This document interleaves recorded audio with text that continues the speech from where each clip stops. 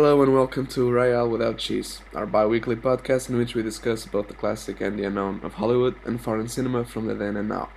We are your hosts, me, Miguel Aido, Leonardo Miranda, Hey, brah. hello there, and Tomás Ferreira. Hey, cowabunga, dudes. That's right. That's Three right. filmmakers in an informal dialogue with a film review each episode. As part of our ultimate cowabunga rush, reviews in both English and Portuguese will be available for different listeners. Today's episode will be in English, and we'll be having a go at Kathryn Bigelow's Point Break. Portuguese speakers can head to the Portuguese labeled content section. Don't forget, subscribe, share this episode, or simply give us a like.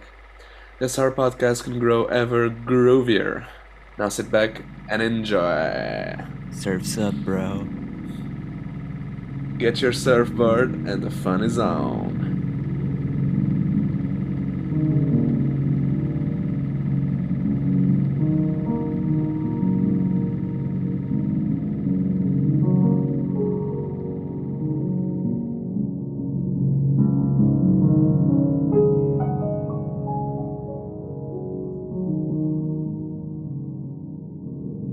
Point Break is a 1991 American crime action film directed by Kathryn Bigelow. It stars Patrick Swayze, Keanu Reeves, Laurie Petty, and Gary Busey. The film's title refers to the surfing term point break, where a wave breaks as it hits a point of land jutting out from the coastline.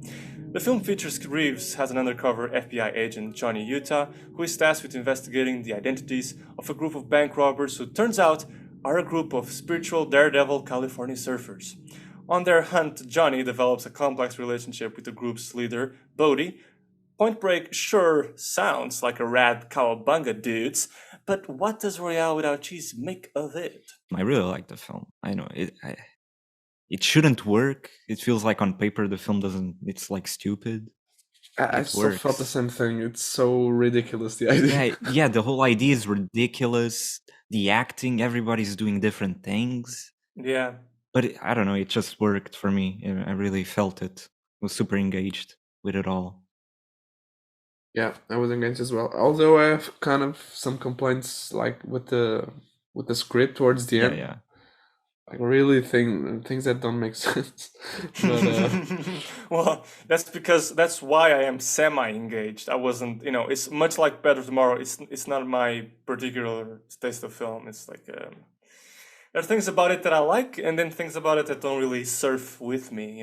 So yeah. no, but mostly I enjoyed it. I think it's a fun Yeah, film. it is engaging. It's definitely a film I will watch more times. Like it'll be on the TV.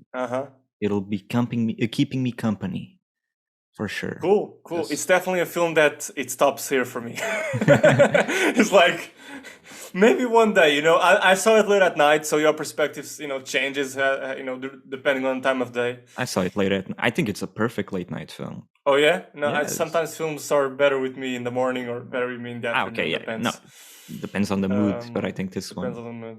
kind of works. I mean, I personally saw it in the morning, just to get it out there. Just exchange, times of days. And it was a great hour for all the fans who might be watching. Yeah. But yeah, you know what? I think one of the best attributes in the film that it has in connection with The Better Tomorrow, for example, is the bromance. It's amazing. And I think the fact that Patrick Swayze is the villain, it's very interesting. It's not like, it's Alan Rickman. It's Patrick Swayze. He's the total type to be a hero, a kind of macho man hero. But instead, he portrays this villain who is not the kind of villain that you would expect. I mean, his approach, being the leader of a gang, and, he has this whole... On the one hand, he has this whole dynamic of almost a Bond villain, almost like a super villain, kind of heaviness to him, a weight to him of a super villain, because, he wears a mask, he's one of the ex-presidents, he robs banks, so there's kind of a myth to him already built in the film. Who is this guy? I mean, that it's Patrick Swayze. There's no doubt about it. Even when they play that cliche card of, are the bank robbers the other guys? Is it the Nazi group? I mean, it's not the Nazi group. Come on. I mean, and it's, that's the lesser thing that I don't like about the film is the structure. I mean, it's very predictable, and I know it already, and that's one of the things that keeps me unengaged to a degree. So the thing that keeps me engaged is the fact that Patrick Swayze has the film is very interesting, because his response, on the other hand, is very unexpected. is the unpredictable thing. You know, Yes, it has this all he does is supervillain thing. it's unexpected. I agree.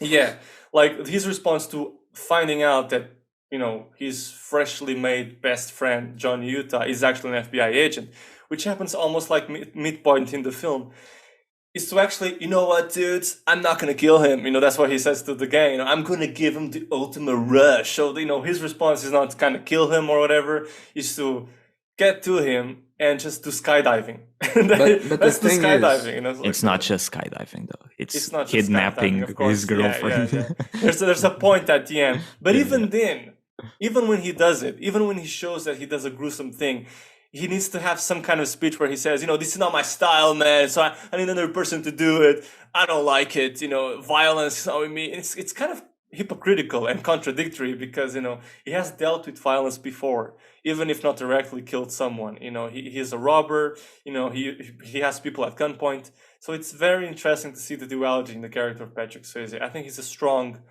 positive point in the film. Yeah, absolutely. I think you know, I agree with that. But since you're talking about something that really kind of annoyed me with the script, because you know, yeah, that part is unexpected. But in being unexpected, it means that Keanu Reeves couldn't just simply get on the plane.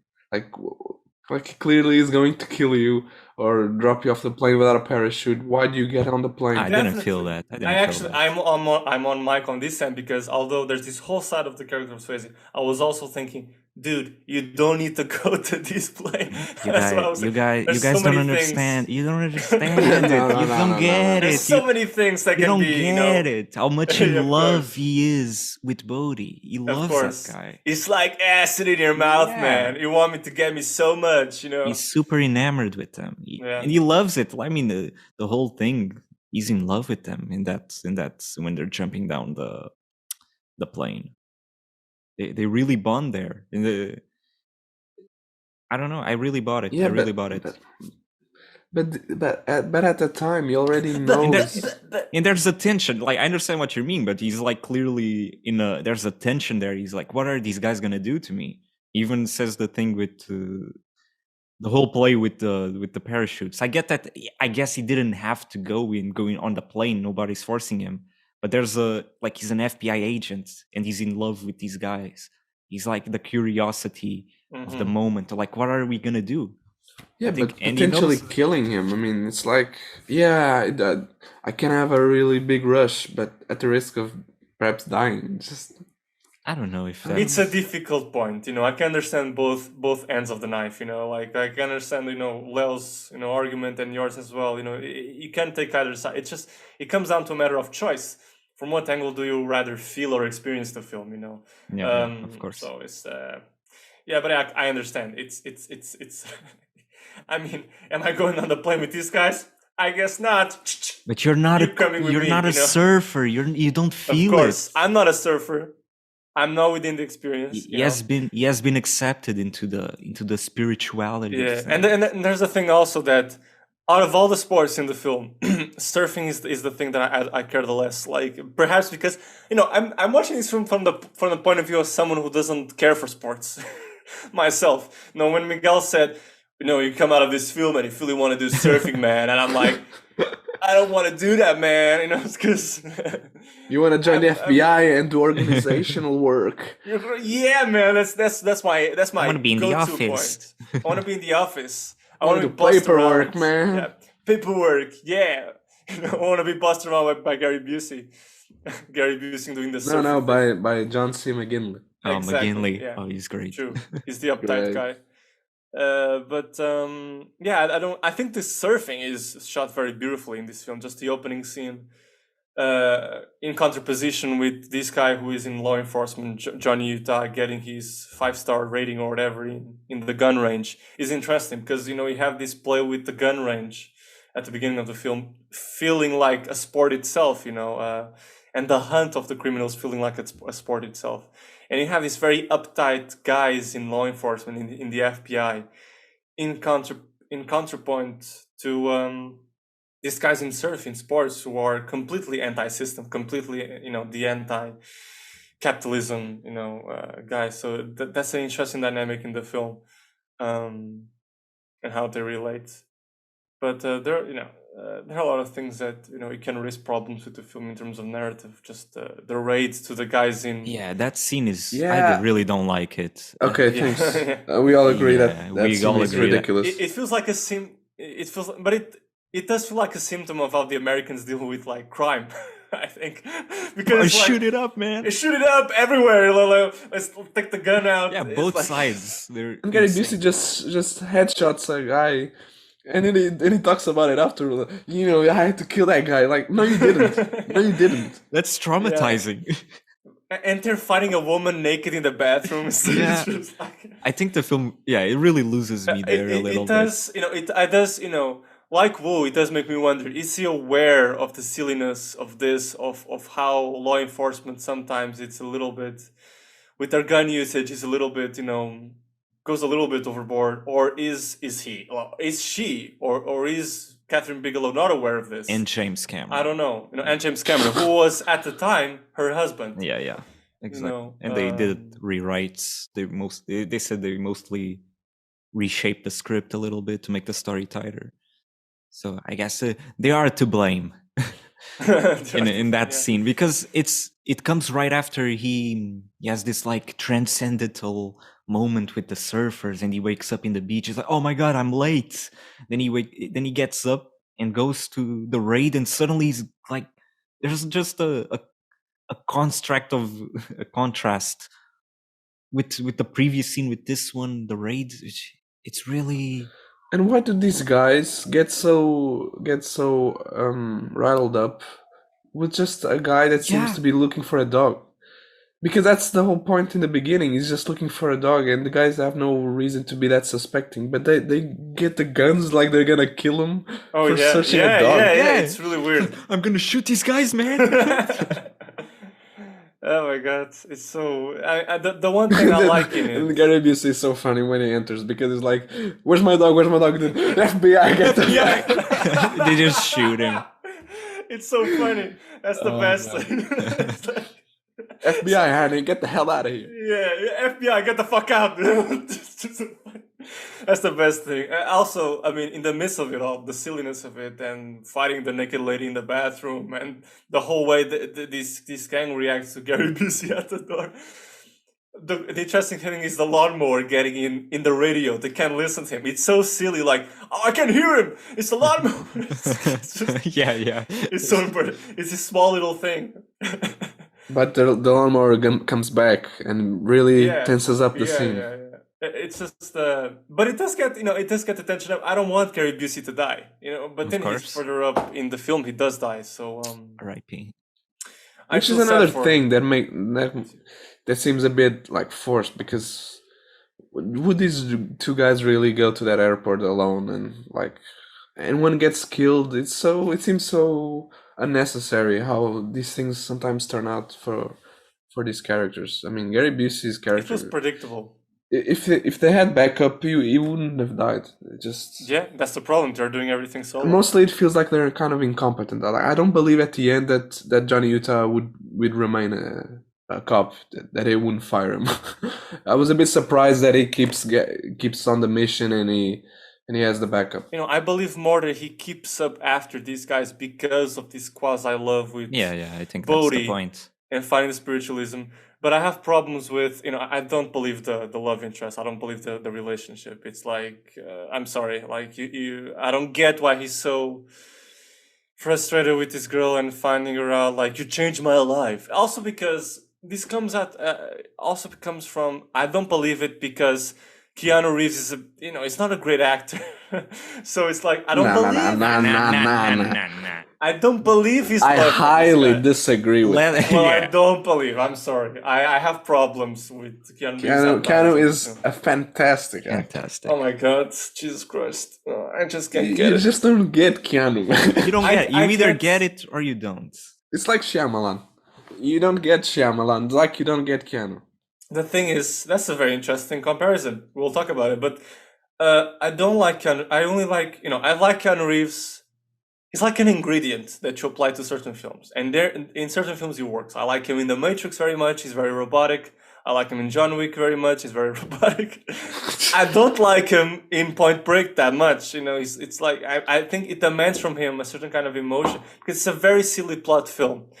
And for me to believe this guy going for this girl to the very end of the film, I mean, I need a guy that can act, and I'm not believing the love that he feels for this girl. It's like, I discovered with you something I never Just let felt her before. die. Another I'm girl. not a good actor. I'm gonna let her die. No, not let her die, but it's not the let her die. It's not the let her die end of the scenario. It's the you changed my life completely. I've never seen a person like you. Who is she? I mean, he taught you a surfer. It's like, I don't know. He's not in that love. crazy. Let the man be in love. I guess it's I don't know. It's the kind of thing that makes me feel a better actor. He works in the film because he's got this like dumb guy demeanor. He's got a dumb guy acting, and it functions. He's like this. Whoa, man! I really buy that he would like fall in love not just with the woman but with Bodhi and the whole lifestyle. Because he's Johnny Utah, man. Okay, fair. Even his name is Johnny perfect. Utah. This guy used to be a football star and then becomes the office guy, just of course he's gonna be interested in the surfer gang. Yeah, and by the end it's not about the job, it's about Bodhi. That's why he lets him go, like the ride that's all. I will say that the last line, he's not coming back. That nah, man. Yeah, it's a bit too much. I thought so. And him dropping the badge seems a bit too much as well. Dropping the badge. It's like, what the fuck? I really don't like that choice. It's just you come out of the film with a sword taste in your mouth after that. That's what I felt like. Why to that extreme? I mean, it makes sense. The badge didn't bother. You think it does? It's either the badge or he's not coming back. But the two of them, one after the other, is a bit. I think the badge makes sense, of course. Like this again, it wasn't about the badge. It was about Bodhi. It's about the lifestyle. The Bodhi. It's about the lifestyle. I mean, he does get there to find him and to nail him down. This time he brings the whole team. Yeah, but then he lets him go. Then he lets him go because he schmoozes him. I want to take the ultimate ride. Oh yeah, remember me. You want to do that? Okay, like you already knew he was there for that purpose. So I don't know. It's like yeah, I guess it's a bit disjointed. Like the film remembers these things beat by beat, pace by pace, and sometimes it just doesn't add up to me. I don't see the decision to throw the badge, to the ocean like a big thing, like it needed to happen.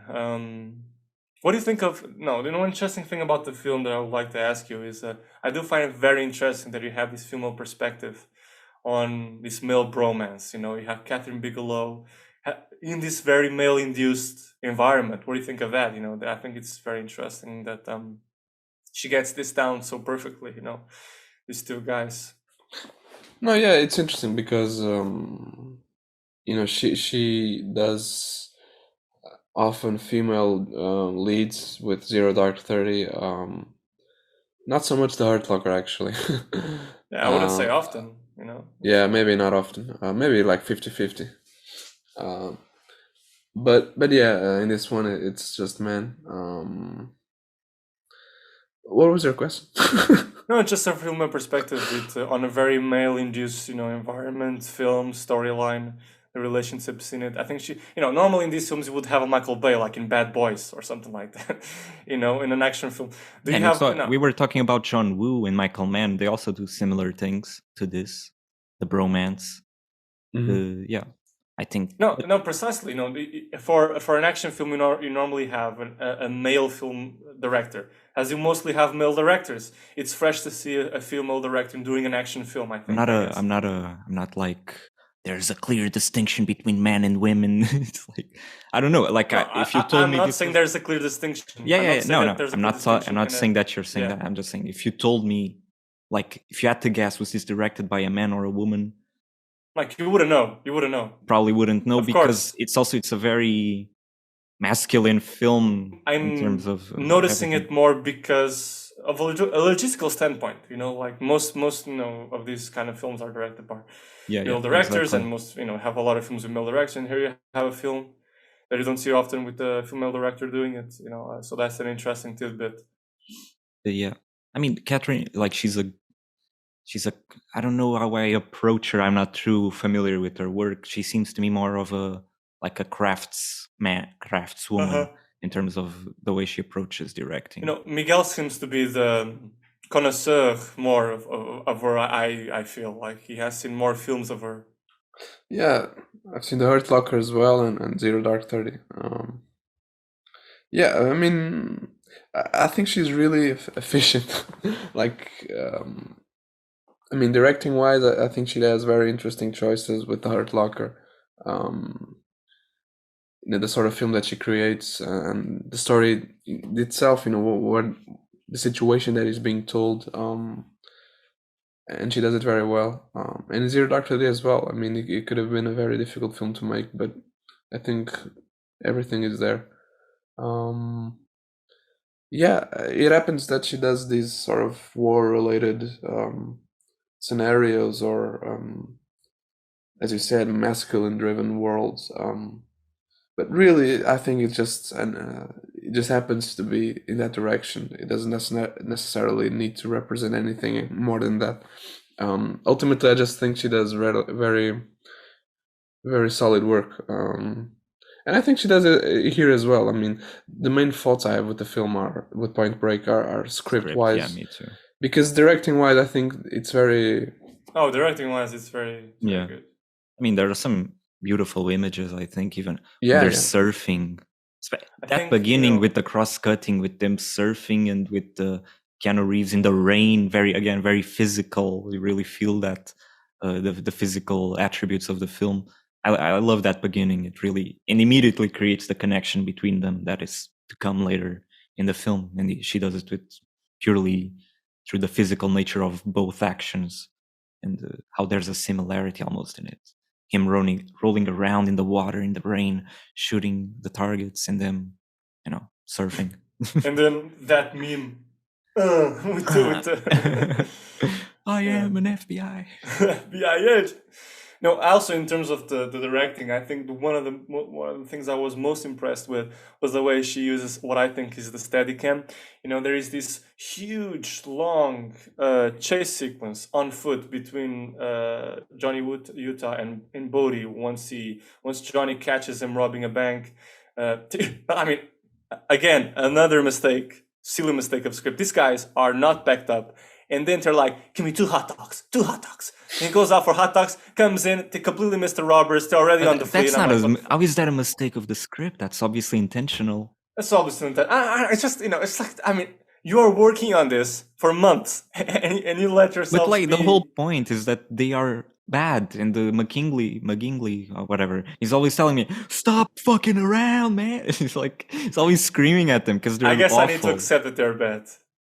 One is a rookie, the other is an old kind of uninterested. And even the beginning is like the way they meet. The Gary Busey is blindfolded and it's complaining that they are putting with some rookie doesn't know shit. I think that's very intentional in the film. Two that they are coming up. Yeah, they're sort of outsiders in the whole FBI thing. I may have judged that scene with him getting on the plane too much because I'm forgetting how incompetent they are. Yeah. I mean, but even then, there's still moments where you can ask for help at least, but Yeah, but the whole conspiracy thing that he presents, like the theory he has for Johnny Utah, is like his butts. He is, it's on he finds out who the robbers are of this bank robbery kind of sequence thing on the basis of a butt shot. Like he sees his tan on the butt shot, then he sees like debris from his skin that comes from the wax or the that they use on surfboards, and it's like they are surfers. It's also the time frame. Don't mischaracterize the time frame. They only do it during the summer in LA. I'll forgive the butt shot scene because when it appears in the bank heist scene, I thought it was funny and well done. Okay. And well shot, actually well framed. So, yeah. Okay. A nice butt shot, like you never had. like a procedure. No, because I think it's well framed. I mean, whatever. I'm not gonna go into. Come on, Michael, say it. Tell. Why did you think The it was well aesthetic, framed? it's very the aesthetic beauty of the butt shot. Yeah, the aesthetic. That thank you on the butt. But yeah, I mean, aesthetically speaking, going back to that chase sequence, I think it's surprising how long that the chase sequence takes on foot, and the fact that the handheld is not a gritty handheld, it's not a shaky, very guttural handheld sequence. You really feel like you're floating with the characters in point of view. You have the point of view of Johnny Utah as he's chasing Bodhi, and you have this back shot of Bodhi going through backyards, in and out of houses, in and out of like these wide and tight places, and you're just floating with them. It's amazing, and the length in which she goes after the characters with no sound, little music, or just little tones of it, undertones of music, until it cuts. She just chases them and lingers on the characters, and you really feel like you are sustaining with their breathing after one another, and trying to Bodhi trying to get away from Utah after Bodhi, and the fact that she goes on and on with this chase was a very interesting thing. She never cuts back to Gary Busey. She never cuts back to the other gang members. It's just them. It's about these guys, chasing one another. It's almost like it's the lingering on it becomes something of a comment on their fixation. Well, on especially Utah and Bodhi, the fixation on them. Yeah, it's a very interesting, well shot thing, and the way also we have that beginning. This goes back the way he uses Steadicam. It's very hypnotic. It's very engrossing because it has that smoothness to it. You feel like you're floating with the characters, and it goes back to that beginning sequence where Utah is being introduced to the police station by the boss, and you have these quick pans like I've never seen a director do.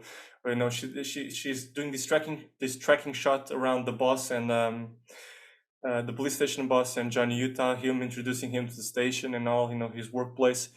And you just have this lingering long shot, on him going around the place, and you really feel the three-dimensionality of the place because the blocking consists of her tracking these two people, Utah and his boss, but also she gets in the middle of them. She gets these other extras, these kind of background artists, characters, in between her, the camera, and them. So you feel like the whole space, you feel like the whole ambience of the space, and you really feel like you're in it, you're in the speech, you're in the action, you're really trying to figure out how does this work environment works, and it really engrosses you in the action and dynamic of like a F.B.I. squad, really. And the way she uses quick pans, it really has a dynamic of an action film in something that is nothing to do with action. It's just a guy being introduced to a workplace. Yeah, and I'm gonna mention that scene as well. It's very seamless. And I mean, I think the skydiving scenes are also extremely well shot. I mean, I was actually surprised at how realistic everything looks, and how in the place, in the moment it's shot. Because I wasn't expecting the film from 1991 to so effectively. Again, it goes to show what I meant before with Patrick Swayze did real with her efficiency at shooting scenes. Actually, I assumed everybody had done, like, because it looked so, like, even like the insert shots of Keanu Reeves, they looked so real. I assumed he was there too, but it was just Swayze. But yeah, it looks great. Yeah, it was. The others might be doubles, but Swayze, there's one shot that I know I heard behind the scenes where the camera operator was really proud of it, which is that moment when Bodhi, they are on the plane. It's a threat sequence. Right afterwards, you have the reveal that Tyler is kidnapped, and there's that moment when Bodhi says goodbye and throws himself out of the plane. That's real. That's Patrick Swayze going away, and there's that lingering shot of seeing him, going down, and that's really interesting. There's this one moment where they all lock together in a circle. That was actually filmed not on the air. That was on land. They had 5 cranes for each actor. They were just like this, and they had one of the camera just on the ground. There was each crane for each actor, and then they had the camera on the crane pointing up. So you literally, it's movie magic. You see the sky, you see them. There must have some kind of blower, doing the hair thing, So it seems like they're falling down. So that's very interesting when they don't have to go to those extremes to pull off such things. Yeah, that's exactly. interesting. Yeah. But doing it seamlessly, it's the difficult part, and putting all together the different shots into Yeah, the whole exactly. scene. Yeah. I yeah. mean, So there's something to be said. You know, you that's have Tom Kathryn Cruise. Bigelow for you, man. You have Tom Cruise doing these stunts himself and trying to capture in action, but at the same time, you don't have to risk your life to make cinema. The prowess of cinema is also to make things without for real. You know, that's the magic. So. But I mean, yes, but at the same time, he does do great scenes, and I mean, with that scene you were mentioning in Mission Impossible, he does it in one take. So, you know, I mean, it's yeah, one the continuous Fallout shot. one So it's is insane. It's awesome. Like, yeah, I mean, of course, not to discredit Tom Cruise. Please, Tom, kill yourself. You know, it's just you don't have to. But you don't have to. Yeah. in that case, he had to because of what the conception of the scene was. I understand it. But yeah, I mean, also to go back to the chase scene, the way it ends, it's like very iconic with him shooting the gun up into the air. I always remember Hot Fuzz because I met this film through Hot Fuzz.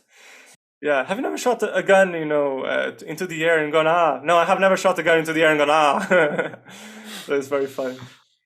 Yeah, and even the shot of his blue eyes behind the Reagan mask, and it's very, very striking. I think it's a great moment between them two. And the other guy doing the Nixon impersonations. Yeah, for some reason I was really laughing at this. Yeah. I was very impressed with, I had this idea. This was the first film I saw with Patrick Swayze. I have to admit, I have never seen Dirty Dancing or Roadhouse. Whoa. They have never attracted me. I'm sorry. Dirty Dancing is good. Roadhouse I haven't seen. I don't know. So I had this idea of this very, goody action hero. So to see him doing this, when he puts on that mask, he really looks scary, because he has a very grave, deep voice. So it's interesting to see him playing the bad guy. He can pull it off. All right, ladies and gentlemen, you will be put down on the ground. Don't make a move. We're gonna rob your bank. For 2 minutes of your life. Yeah. Actually, I had the same idea about him. Even so much as thinking that he wasn't that good of an actor, but he does good job, I think. Yeah, she's the most interesting point in the film for me. I like all the actors here pretty much. And for me, it's tied between him and Gary Busey. Gary Busey is cool. His teeth fascinate me, man. His mouth. The scene of him explaining his theory about the. And then he jumps on the desk. Surfer dude.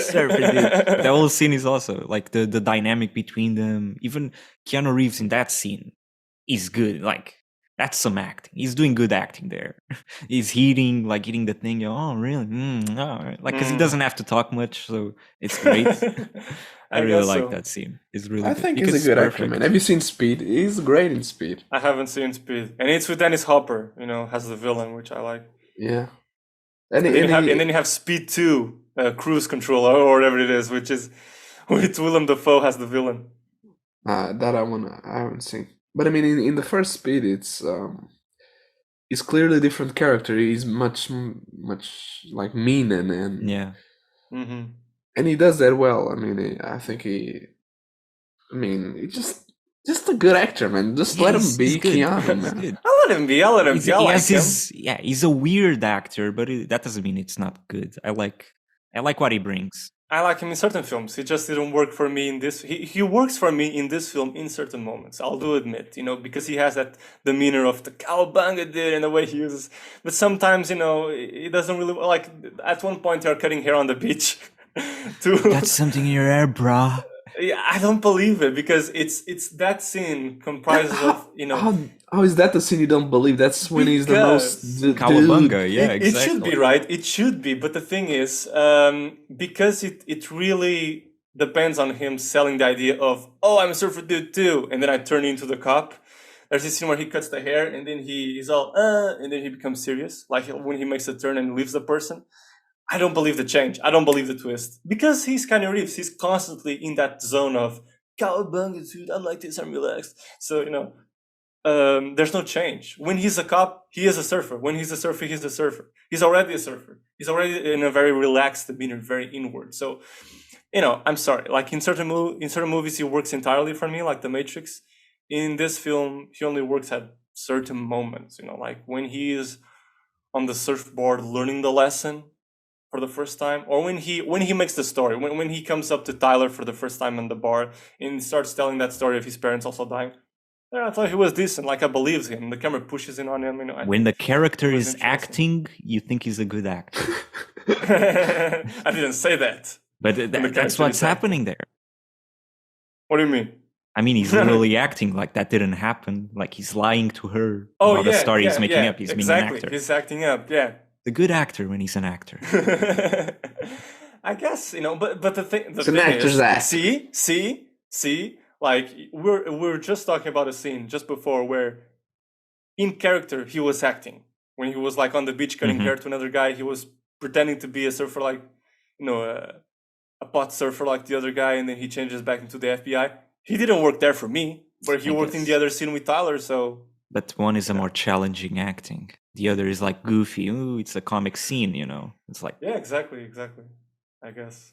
I think for me, when he works the least, it's when he's on with Gary Busey looking at that car that was found, and they're on the top of the hill, and he does this sort of burst, like pushing him to be motivated. Mm-hmm. I think there he was a bit like wooden and I think the writing also doesn't help there. Yeah, it doesn't because help, the way it develops is very forced. Yeah, it's the thing with Keanu. I think it's like when the writing is not on point for him as an actor. Like there are actors where you can write anything and they'll make it work. Gary Busey clearly here kind of makes everything work. Keanu is not that type of actor. He's like when the writing isn't on point, you notice that he's doing some straining to make the lines work. Yeah. So yeah, he's not a fantastic, actor, but I think his demeanor and his presence works in this film and most films I've seen of him. And the thing is, Kathryn Bigelow had to fight the studio to get Keanu as an action hero, because he wasn't before this film. He was mainly tied to romantic type roles or leading roles, So it is interesting to think that the Keanu Reeves that we know today of the Matrix, of the John Wick action hero, is the Keanu that started here in Point Break. That's his breakout role in an action. Yeah, basically, Kathryn Bigelow is what made Keanu. His breakout role as an action star started with Point Break. It's fun to think it that way. That the Keanu we know today, as the John Wick, as the Matrix guy, started there. With Kathryn Bigelow. I think, as long as we're talking about her, she does really well, like long lens shots. I don't know if you've noticed this. I think it's really obvious in the Hurt Locker because the characters are usually very far away doing the dismantling of the bomb, and it's very clever using the long lens there. But I think here she does it also several times. And it's always very, very, very well built. It's not a type of shot I'm usually attracted to, but I think she does it very consistently. Usually with perspectives of Gary Busey looking at Keanu from far away. Or even the surfing scenes, yeah. You remember me scenes as well. Yeah. Remember me of that scene where Keanu almost gets beat up by the Nazi gang, and then when he leaves with Bodhi, that saves him. That scene. Gary Busey is like all nervous, trying to figure out what happened. The improvisation is great. Yeah, and he improvised. Did you see little kid? No, I don't think he was nervous. I think it was perfect, like a perfect. No, not nervous. The actor, he was nervous because he was concerned with his partner. He was trying to figure out what happened. Yeah, he's like running there. Then he sees him in Bodhi, I think I was like, what is he gonna say? How is he gonna get out of this? It's like very. And it's pretty well improvised the way they wrapped things up. Yeah, exactly. And it made Bodhi respect Johnny more because of you like to stir shit up, don't you? Yeah, it's pretty cool. Also, I really like John C. McGinley in this. McKinley. You bother me! He's great at like this, the mad, it's like the Mark Wahlberg in The Departed, like the guy who's mad at everybody in the fucking district attorney thing. It just works. Yeah, you have all these actors in different registers. You have the recently deceased actor. I don't know his name. He played the other undercover policeman in the Tom house. Sizemore. Yeah. That's true. That was Tom Sizemore. Yeah, that was the funny thing about the house thing. Out of everything in that scene, I mean, that was the funny thing to me, that there's this other undercover guy. You think I like this hair? I like this tattoo? You think I like this hair? My wife that's wants an me to be even in dumber Montana. aspect of it. I mean, how do they not inform it's the funny, guys that but, there's... I actually think that happens, like where sometimes like these police departments and the FBI and they don't like, they can't communicate these types of things sometimes, like because it just doesn't work. A movie should be made entirely on the basis. But then in that case, why do they get all annoyed? Like they could have that's been what known. Exactly. But that scene, that makes it even more annoying, because then it's like pointless. Why was this all about? Like, it's just a worthless scene because it leads to nothing really. Yeah, and it's already built upon. Kind of how should I say this? I'm just remembering Gary Busey shooting the guy. Yeah. And then just saying that's gonna look bad on my record. That's what you're concerned about. It's like it's gonna look bad on my record without those people. It's like I hate doing that. I hate shooting guys in the head. Damn it. It's like I was saying, it's already built upon something that it's bait. It's not going to work. That Bodhi is actually the real culprit. So I don't know. Exactly. And I think it's like, I don't think the film is trying. I didn't get that from the film, that it's trying to trick us into thinking it's not him. It seems so like, and if everybody knows, it's pretty obvious. I mean, look at the poster. Like we know it's Patrick Swayze. It's got to be. But in so spending all this, like, I don't know how long the scene is, like 10 minutes maybe, with something that we know it's not anything. It's just annoying. We don't need those gangster Nazi fellas in the film. It's just filler. It doesn't need to happen. It's just a narrative device for failure, which I get. It's important for making the department even less trustworthy of Gary Busey and Keanu Reeves. Like these guys suck, but it could have been a different way. It could have been, it could have even been related to Bodhi. That would make it more interesting. Now it's just these random guys. Who cares?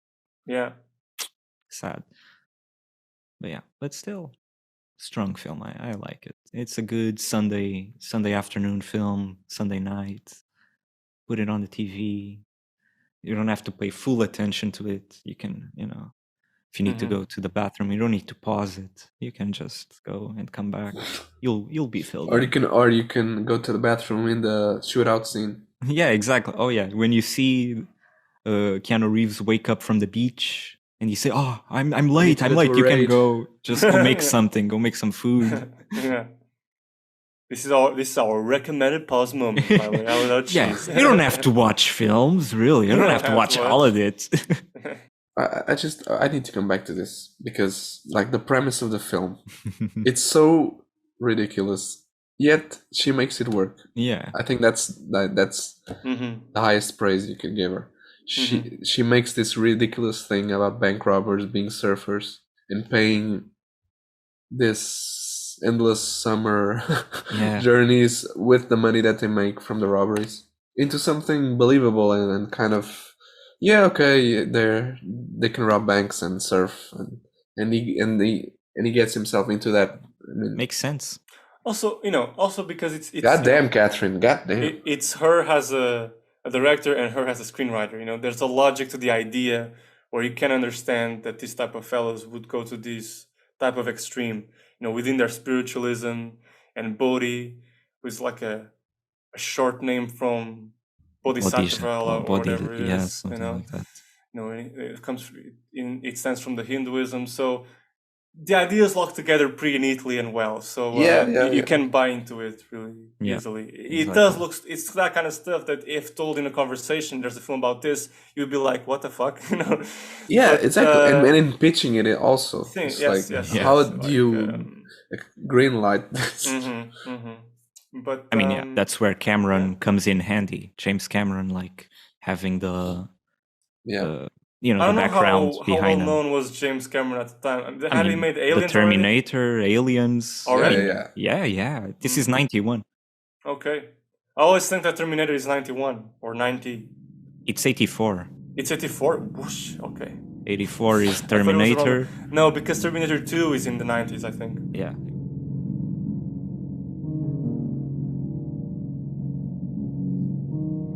That's all for today, folks. If you'd like to reach out and suggest a film for the next episode, you can find us on the podcast official Instagram, Facebook pages, LinkedIn, YouTube, Spotify, whatever. Don't forget to subscribe, share this episode, or simply give us a like. That's how our podcast can grow ever more groovy. Thanks for listening, and see you next time. See you next time. See you next time. See you next time. See you on the other side of the tide, dude. Yeah, dude. Cowabunga, man!